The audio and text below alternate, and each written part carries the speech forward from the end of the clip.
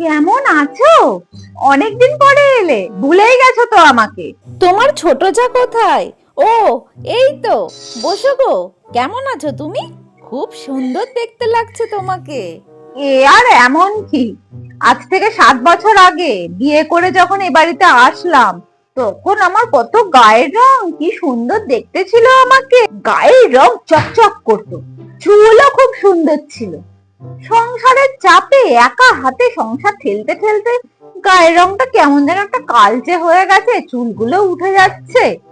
ছোট বউয়ের বাবার বাড়ি থেকে 35টা প্রণামী দিয়েছে।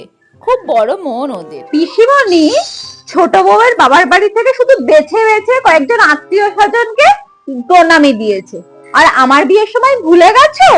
কাউকে ছাড়েনি, সবাইকে প্রণামী দিয়েছে, এমনকি বাড়ির কাজের লোকগুলোকেও প্রণামী দিয়েছে। সবাই এত তাড়াতাড়ি ভুলো না আমার বাবার বাড়ির কথা।